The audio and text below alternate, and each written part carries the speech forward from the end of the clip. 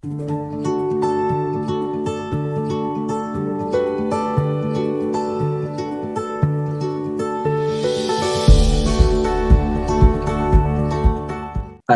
Ahareit Mot. Ahareit Mot es Ahareit, después, y Mot viene de Met, de muerte, después de la muerte. ¿De quiénes? De Nadab y Abiú. Parashá, entonces nos transcurre en dos capítulos, Vaikra 16, 1 al 18, 30, y tiene la siguiente temática. Los temas de hoy, Yom Kippur, que es el día del perdón. Para aquel que viene del contexto cristiano, se le hace muy sofisticado, pero ¿cómo así que un día de perdón? Luego, todos los días no son de perdón. Todos los días que yo me arrepienta, pues ese día recibo perdón. Esa pregunta denotaría desconocimiento de lo que enseña la Torá al respecto. Perdón, sí, todos los días son para arrepentirse, pero no todos los días vas a recibir perdón, así te arrepientas. Hay perdones que solamente se llegan a limpiar en un día al año que se llama Yom Kippur, porque la mecánica de eso la estudiaremos cuando entremos a la festividad de Yom Kippur,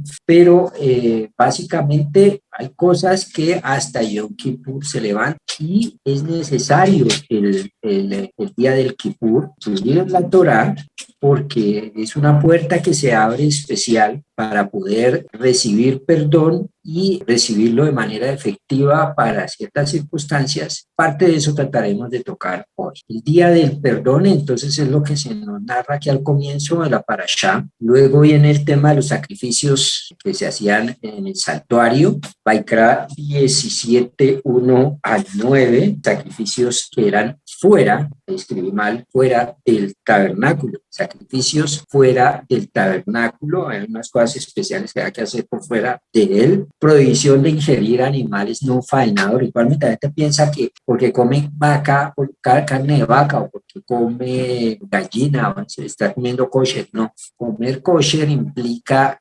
comerse un animal, primero que todo, de los permitidos, y dentro de los permitidos, que el sacrificio del animal sea el correcto, y eso tiene un procedimiento especial. Prohibición de imitar las costumbres de otros pueblos, tiene que ver con el tema de la identidad judía, prohibición de hacer como hacen los otros pueblos. Eso está en el capítulo 18, 1 al 5, el tema de no comportarse de acuerdo a las prácticas de Egipto, donde alguna vez vivimos, salimos de eso, ni seguir las costumbres de los pueblos del mundo. Esas costumbres, cuando un hijo de Dios empieza a vivir en esas costumbres o a retornar a esas costumbres, está emancipándose, viviendo como los del mundo, y eso va a terminar alejándolo de la Torah de Dios. Entonces, para estar bien, para ser guau, para no pelear con los demás y todo, el medio no es alejarse de nuestra cultura y de la Torah. Y vamos a ver por último,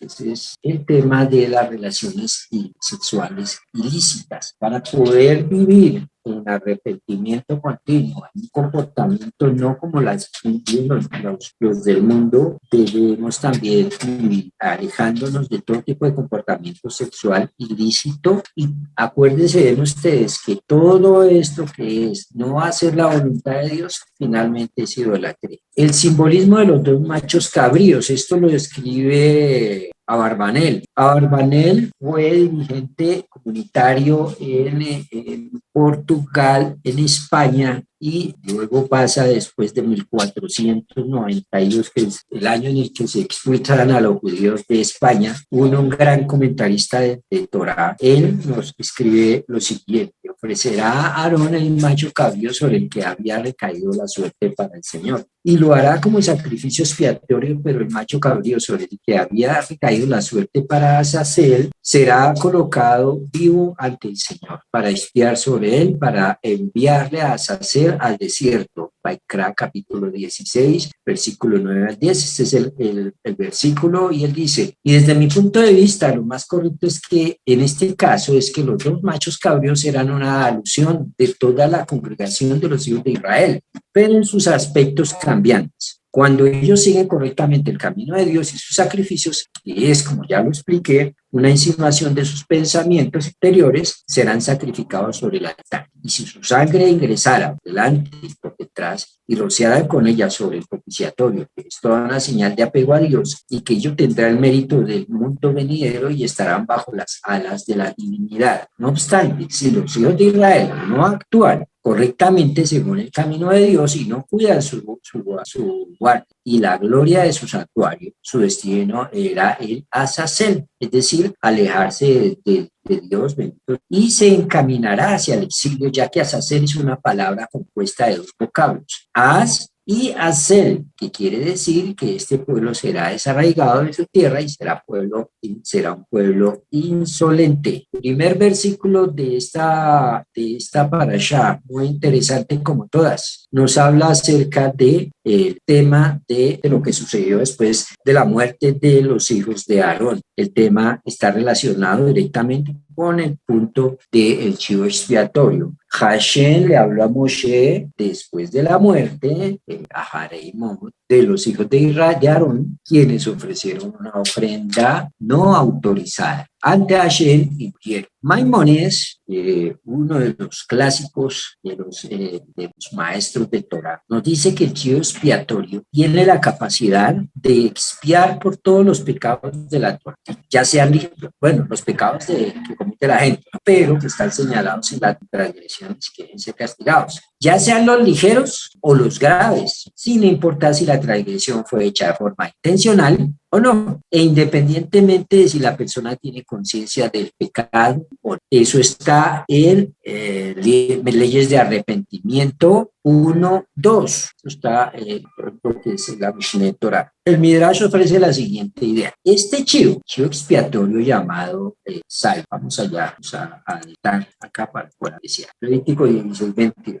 El chivo cargará sobre sí todas sus transgresiones a un lugar inhóspito cuando sea enviado al desierto. Entonces hoy vamos a hablar del tema de pecado y vamos a hablar del tema de arte, que son dos cosas necesarias que están unidas cuando uno como hijo de Dios entra en conciencia y se aleja del error que cometió y se acerca a la voluntad de Dios. Estamos hablando de dos conceptos que uno es consecuencia del otro. Si no se peca, no hay de qué arrepentirse. Y si se arrepiente, debemos conocer las implicaciones de lo que hice y la mecánica de lo que sucede para que haya real perdón por parte del Eterno. En hebreo nos dice Benazá. Ahora vamos a ver el significado de esto. Bueno, 27:11. Les decía que el chivo expiatorio llamado Sair, ahí lo tenemos rayado en pantalla. Sair en hebreo, a ver si se los puedo mostrar acá,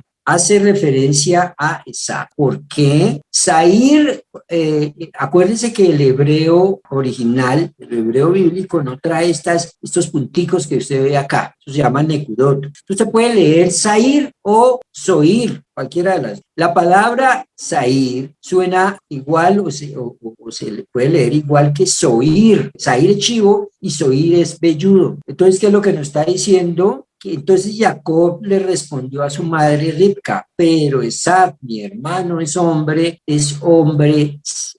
Soir o es hombre Sair. Velludo, que era Esab, es igual que el chivo que era el que se utilizaba para el sacrificio de Yom Kippur. Entonces hay una relación directa. Lo que nos está queriendo es decir esto en conclusión es que el chivo expiatorio hace referencia a Esab. Eso es lo que nos quiere decir. Pero mi hermano Esab es un hombre velludo. Sí, eso es. En Bereshit 27:11 la palabra hebreo Sair, chivo, y Soir, velludo, se escribe igual, ya lo explicamos. Y también está escrito, el chivo cargará sobre sí todas las iniquidades. El chivo cargará sobre sí todas sus transgresiones. Es decir, que el chivo carga sobre sí las tradiciones y los pecados de Israel. ¿Bien? Carga sobre sí todas las iniquidades. La palabra iniquidades está en hebreo como abonotam. Abonotam puede ser dividida en dos palabras, abonot y tam, lo que nos traduciría como las iniquidades del inocente. Entonces, ¿qué es lo que carga el chivo? Las iniquidades del inocente. ¿Quién es el chivo? Esaf. ¿Qué carga Esaf? Las iniquidades. Él paga por las iniquidades de aquel que es inocente. ¿Quién es ese que es inocente? La palabra, esto es una referencia a Jacob. Jacob, sobre él está escrito, Jacob era un hombre íntegro.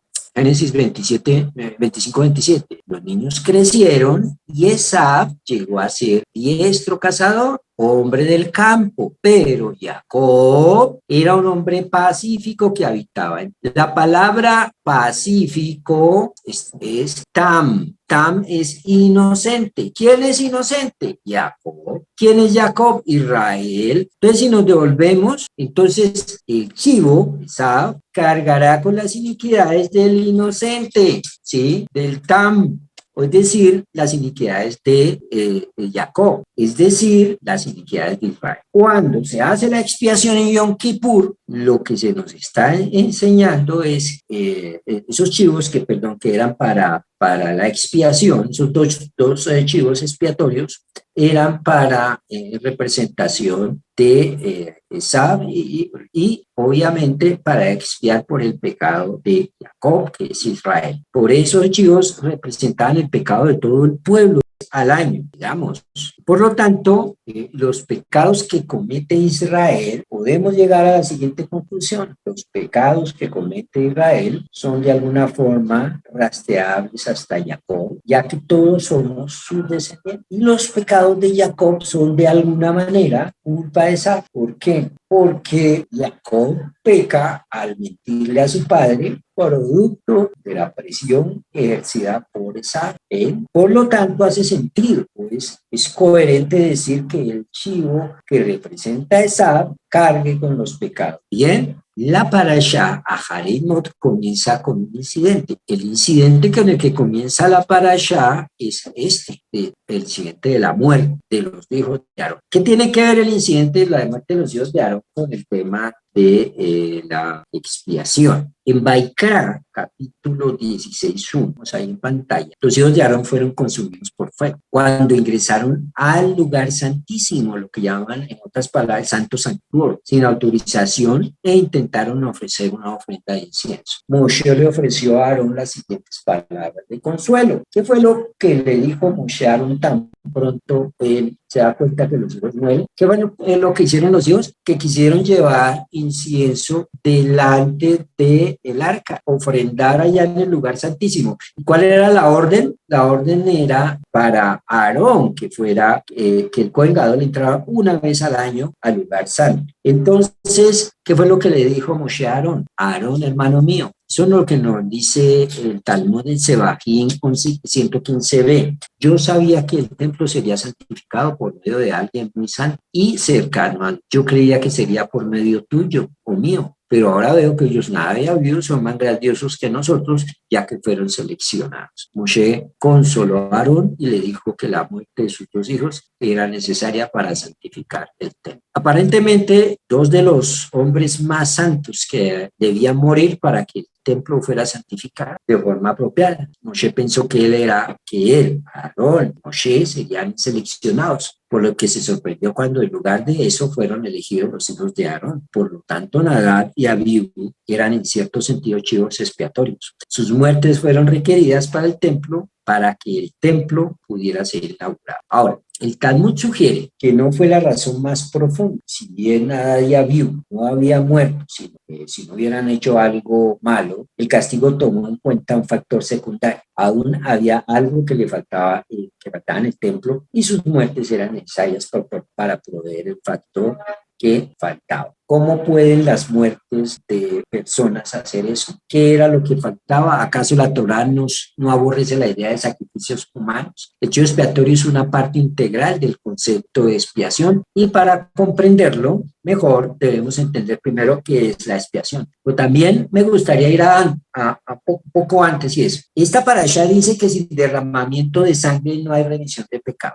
O sea, la pregunta que nos tendríamos que hacer es, ¿y por qué dice la Torá que sin derramamiento de sangre no hay remisión de pecado? ¿por qué tiene que haber derramamiento de sangre? El derramamiento de sangre está relacionado con el pecado. Si no hubiese pecado, no habría necesidad de derramar sangre. ¿Y de dónde viene entonces esta idea en la Torá? Entonces, para ello tendríamos que ir a Génesis, a los primeros capítulos de Génesis, a mirar la historia de Adán y Eva, que estaban en el Partés y estaban viviendo en un estado de acercamiento a Dios, y luego viene y se les presenta el problema de haber pecado. El hecho de haber pecado hace que ellos sientan algo que antes no habían sentido. ¿Qué fue lo primero que sintieron ellos cuando pecaron? Estaban desnudos.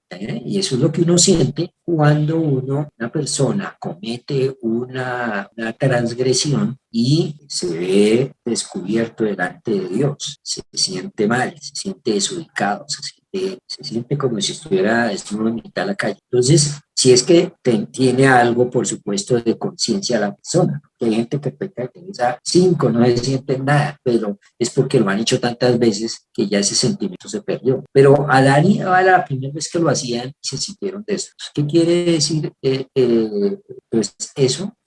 Cuando uno está desnudo, ¿qué le falta? Protección, le falta algo que lo cobije. ¿Qué es eso? Le falta la ropa.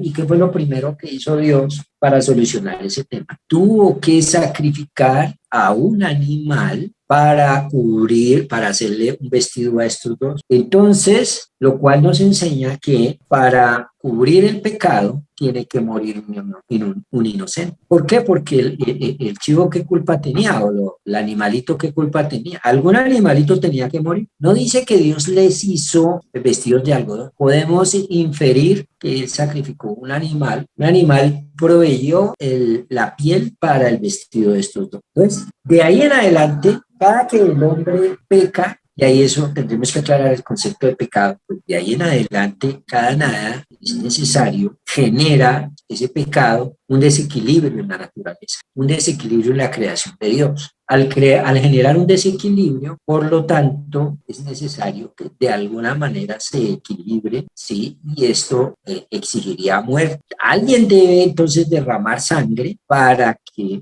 el pecado tuyo y mío sean cubiertos, así como fue muerto ese animalito inocentemente para darle ropa a Adán y Eva. Así es necesario que muera alguien para que sea tapado nuestra transgresión. ¿Quién debería morir? Es la siguiente pregunta. Así es que se estudia Torá. Usted se va haciendo preguntas de lo que va leyendo. ¿Cuál es la lógica? ¿Quién debería morir por el pecado de nosotros? Debe morir el que peca. El culpable es el que debe morir, porque la Torá dice que la paga por el pecado es muerte. Y como nosotros estamos todavía vivos, pues, ¿qué fue lo que pasó? Que hay dos posibilidades, que voy a morir y por eso estoy aquí todavía. Una de dos, o ya pagué o tendré que pagar más adelante, pero gratis no me voy de esta, ¿sí? Aquel que no tiene provisión para que pague por él, irremediablemente va a morir. Eso se refiere a la mayoría de las personas. Pero, ¿cómo va a pagar? Muriéndose. El momento de su muerte paga. Ahora, ¿cómo pagamos nosotros? Otro pagó por nosotros. El otro que pagó por nosotros no nos pide sino que aceptemos que Él pague por nosotros. Y yo pues también puedo decir,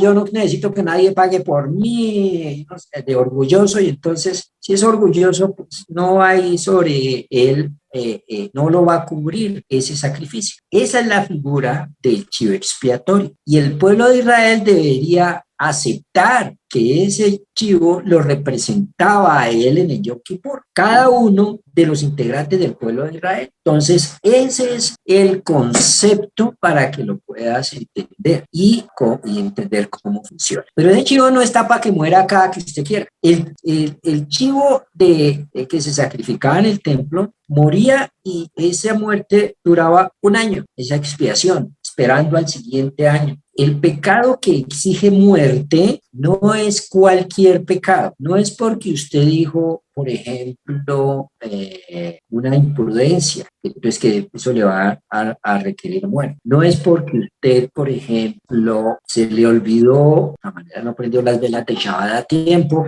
y las prendió por fuera del tiempo que debe ser. entonces que digamos que ahí cometió un error. Eso no requiere que lo maten a usted por eso, ¿sí? Los errores que requieren muerte por parte de la Torá son transgresiones que son mucho más delicadas. Darle la vida a otra persona, por ejemplo, darle la vida a otra persona, la Torá exige que yo debo morir por eso. Practicar idolatría, la Torá exige que yo debo morir si practico la idolatría. Hashbe Shalom. Entendiendo este contexto, claro, la persona va a seguir pecando, por ejemplo, algún día le sacaron el mal genio, contestó mal, algún día se equivocó y disciplinó de la manera incorrecta a los hijos, ahí cometió un error. Todo eso son transgresiones que tenemos que reparar. ¿Cómo? Pidiendo perdón, y se puede, pero las que no se reparan son los pecados de muerte. Uno pensaría, ay, pero siempre hay oportunidad de arrepentirse. Sí, siempre, pero bien. Ahora, también hay otro concepto y es que tenemos que tener claro cuál es el concepto de pecado. En la Torá no aparece por ningún lado que diga pecado. Sí aparecen cuatro palabras que podría uno decir son relacionadas con lo que conocemos nosotros como pecado. El concepto de pecado que nosotros tenemos es un concepto que es más romano y lo tenemos así dentro de nuestra cultura y lo damos por sentado. En hebreo tenemos al menos 4 formas distintas para decir pecado, pero cada una de ellas es más o menos específica. Si bien es en las fuentes tradicionales se usan a veces indistintamente su etimología, podemos ver qué significa cada una de ellas en concreto. La primera palabra es het. Het quiere decir error, significa como un obstáculo que se encuentra el hombre en su travesía y que lo confunde y que lo desorienta, haciéndole perder la dirección y el rumbo que llevaba. Se trata de los errores, de las equivocaciones cometidas sin querer de menor relevancia, que sin embargo sumadas acaban apartándonos de la Torá y de sus enseñanzas, ¿no? Es un error, por ejemplo, distraerme en cosas mundanas y no dedicarle tiempo al estudio de la Torá. Eso es un het, ¿sí? Hay otro concepto y es que la segunda palabra acerca de eso es peshá. Peshá se trata de una actitud de carácter completamente distinta. Aquí el ser humano carece de reglas que orienten su conducta, no conoce el bien ni el mal. Esto es que su bien y su mal, según ellos, es como obran y sin atender a estándares éticos. Ellos son los que exponen qué es bueno y qué es malo. Una persona que anda diciendo, para mí fornicar no es pecado, para mí fornicar está bien, lo hago por amor. Entonces él está creando para sí su tabla de valores. Ese tipo de personas está en un nivel mucho más grave que el anterior, que el de Het, y de más terribles consecuencias para personas. La tercera es abón. Abón significa la continua inclinación de una persona a obrar de manera incorrecta, como si pesase más en él o en ella la mala inclinación en ciertas facetas de su vida, ¿sí? Y la última es averá. Averá es transgredir, es cruzar, ignorar el límite que se usa un presente. Entonces, cuando la Torá entonces se refiere a lo que hablamos en pecado, en español todo lo traducen como pecado, pero hay que ver a qué se refiere cada una de las cosas cuando dice eso. Ahora, continuando entonces con el tema, la expiación es la conclusión de un largo proceso que comienza con una palabra importante para todos nosotros y es el arrepentimiento, ¿sí? Por lo tanto, para entender la expiación debemos primero entender el concepto de arrepentimiento. ¿Qué es el arrepentimiento? Ese es un punto clave que tenemos que resolver, tener claro nosotros. Vamos a las palabras de Maimónides con respecto a qué es el arrepentimiento. La expiación, depende del arrepentimiento y el arrepentimiento tiene determinadas reglas definidas. Maimónides explica que el arrepentimiento requiere confesión y que esa confesión tiene 3 elementos. Pues arrepentimiento requiere confesar. ¿Confesar qué? Primero Primer paso, ¿qué es lo primero que uno debe hacer? Admitir que se ha cometido pecado. Cuando la persona empieza a decir, bueno, pues perdóneme por si de pronto esa persona todavía no ha confesado, porque no ha aceptado que falló. Uno cuando dice, sí, la embarré en esto, en esto y en esto, eso es reconocer. El segundo punto es expresar que uno realmente se arrepiente de haberlo comido. Porque sí lo hice, pero como muchos que sí lo hice, pero no me arrepiento. Arrepentimiento es confesarlo y expresar que uno realmente se arrepiente de haberlo comido. Y el tercer paso es hacer un compromiso firme de nunca volver a hacer esos 3 punticos. Sin una confesión que incluya estos 3 elementos, es imposible lograr una expiación completa, sin importar cuán sincero sea el arrepentimiento del corazón pecado. Entonces, en Yom Kippur es un momento de arrepentimiento para todos, tanto para la persona individual como para la nación. Marca la etapa final del perdón que se le otorga a Israel y por lo tanto todos están mandados a arrepentirse y a confesarse en Yom Kippur. La confesión que hace el pueblo de Israel o la que ha adoptado de pronunciar en Yom Kippur es, pero hemos pecado. Y esto tiene una cosa muy particular porque en lugar de decir, pero hemos pecado, sí, nos arrepentimos por haberlo hecho y nos comprometemos a no volverlo a hacer. En esa frase no la dice. Eso es lo que dice Leyes de Arrepentimiento Maimónides. Ahora, ¿cómo es posible que los aspectos más importantes, como no me arrepiento de haberlo hecho y me propongo en mi corazón no volverlo a hacer, en la confesión de Yom Kippur no estén ausentes? Ahora, entonces lo que debemos intentar ahora comprender es cuál es el rol que juega la confesión en el proceso. Nosotros no nos debemos confesar nuestros pecados frente a un sacerdote, otra persona, porque el arrepentimiento real ocurre dentro de nuestro corazón. Yo puedo confesarle a otra persona que yo hice esto y esto y esto, pero el cambio no me lo va a dar la otra persona. Yo soy el que realmente defino si recibo o no recibo el perdón. Ahora, el arrepentimiento está basado en el cambio. La base del arrepentimiento es el cambio. Yo puedo haber dicho las 3 frases, no lo vuelvo a hacer, ¿sí? Pero vuelvo y lo hace. Hay gente que son expertos, sobre todo en las iglesias, en confesar de todo y se descaran y ya después vuelven y lo hacen y pues no hay nada ahí, sino que el verdadero arrepentimiento requiere una evidencia de cambio. Y entonces las acciones de una persona van a reflejar si ellos realmente se arrepintieron o nuestras acciones van a demostrar en la práctica si nos arrepentimos. Entonces, si yo realmente me he arrepentido, va a pasar lo que está aquí en este gráfico, acá. Aquí voy a poner estos 2 casos. El caso 1, el que cometió el pecado. Cometió el pecado y entonces la Torah dice, si comete el pecado tiene que ser castigado. No todo pecado es de muerte, pero hay pecado, todos los pecados, todas las transgresiones requieren o exigen que la persona pague. Entonces hay un juicio que viene porque esa persona transgredió, ¿bien? Y ese juicio da como resultado que lo hallaron culpable porque sí, mire, aquí pecó. Entonces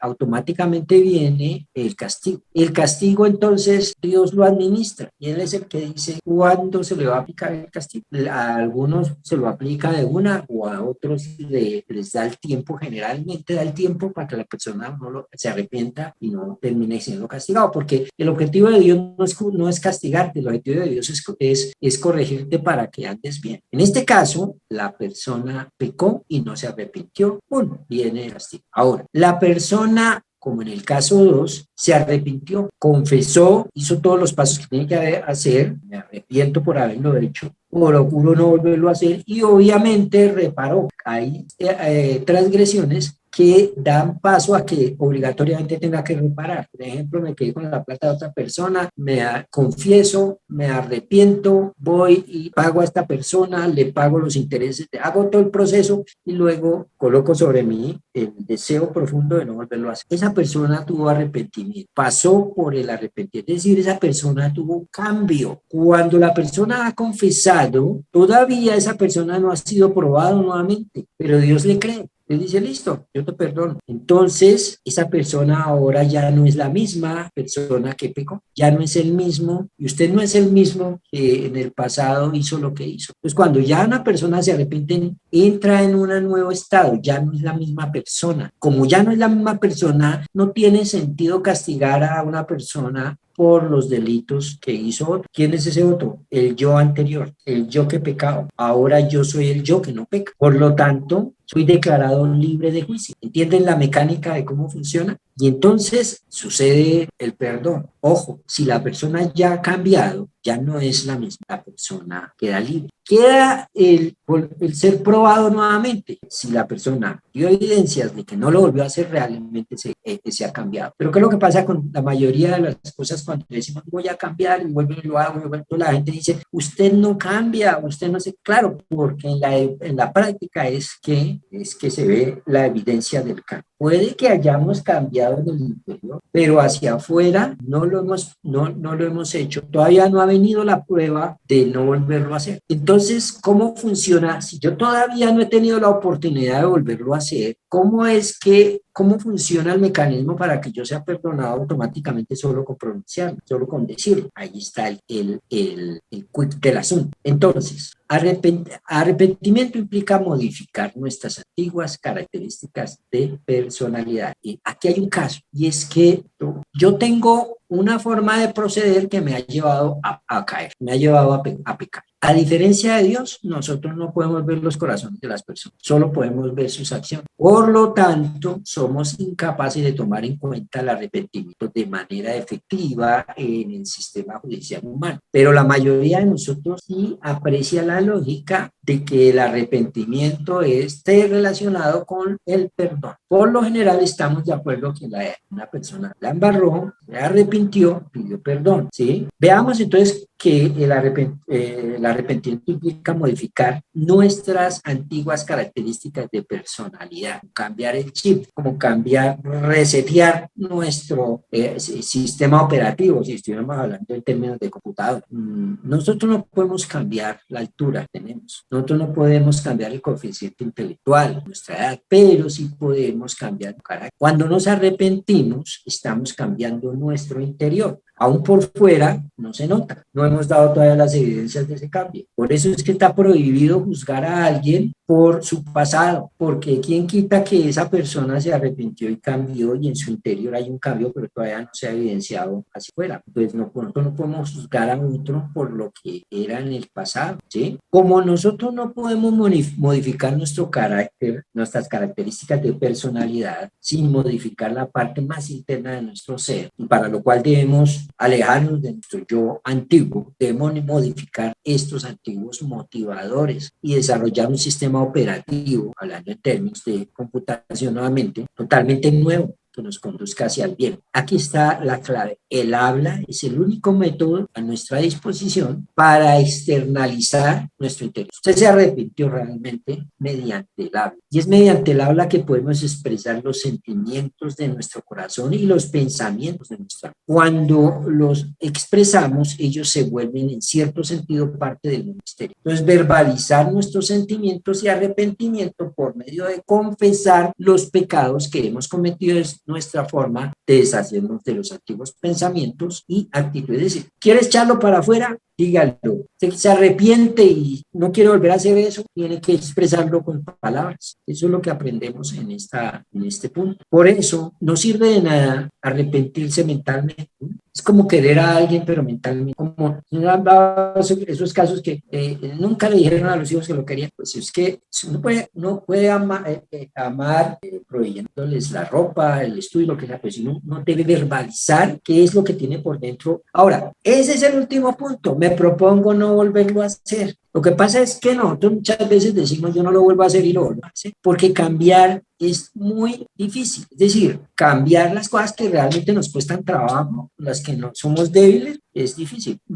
De pronto para una persona que su debilidad no son las mujeres, pues dejar el deseo de la mujer ajena es fácil, que ese no es su problema. De pronto para la persona que su problema sea el dinero, entonces dejar de derrochar el dinero, cosas por el estilo, o vivir en función del dinero, eso sea la parte difícil en su vida. Entonces, eso puede que se arrepienta de costar mucho trabajo. Entonces, rara vez tenemos éxito en realidad en cambiarnos a nosotros mismos en ese sentido. Eso requiere de mucho trabajo, paciencia y tiempo. Entonces, el tercer requisito del arrepentimiento es no volver a hacer esto. Y ese es el punto, por lo general, de derrota de nuestro sincero deseo de querer ser mejor persona. Necesitamos mucha ayuda para poder cambiar, y es aquí donde entra en juego ¿qué? Yom Kippur. ¿Por qué? En Yom Kippur, el sacerdote entraba al lugar santísimo una vez por año. ¿Cuál fue, entre otras cosas, el problema de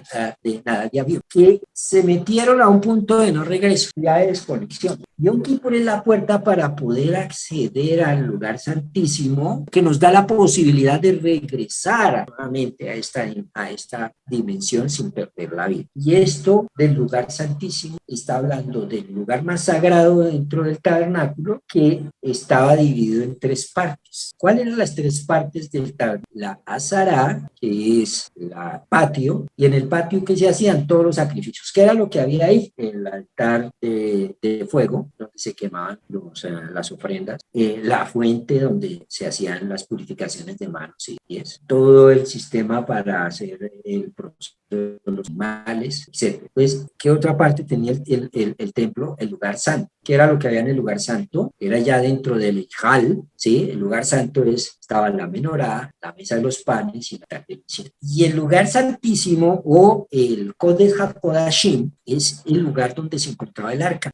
Allá solamente se podía entrar en Yom Kippur una vez al año. Ahora, tenemos que entender que el esquema del templo es una representación del cuerpo humano de la persona. La persona tiene, el alma de la persona tiene 5 partes, pero 3 de esas partes son las que están en contacto con nosotros. La primera, la más baja, es el Nefesh. El Nefesh es el paralelo de la Azara o del patio. Está el Ruach de la persona y es el paralelo con el lugar santo. Y la Neshama es el paralelo con el lugar santísimo. La Neshama tiene una particularidad muy especial, y es que ella es la parte del alma que tiene la conexión directa con Dios, y es la parte con la que está conectado, es decir, con la Shejina, con la presencia de Dios. Entonces, el arca, ¿qué era lo que contenía? La Shejina, la presencia de Dios. Por lo tanto, nuestro vivir diario es un vivir en el que normalmente las personas no están en permanente contacto con su Neshama, su parte elevada del alma. Y esto lo que representa es que hay una vez al año en que se abren las puertas para que se pudiera acceder a esta parte fácilmente. ¿Con qué fin? Con el fin de recibir expiación por los pecados. Ahora, esto que está marcada, esta línea azul, es la que nos marca que en el estado natural del hombre, todos los días estamos en modo Nefesh y Ruach, ¿sí? Y para poder entrar a este estado, que se puede entrar también en cualquier momento del año, pero requiere de un nivel muy alto, y está marcada este punto, este cuadro amarillo, que es un estado mucho más elevado y no es tan fácil de acceder a él. Hay sí una forma de acceder abiertamente, y es en el periodo de tiempo.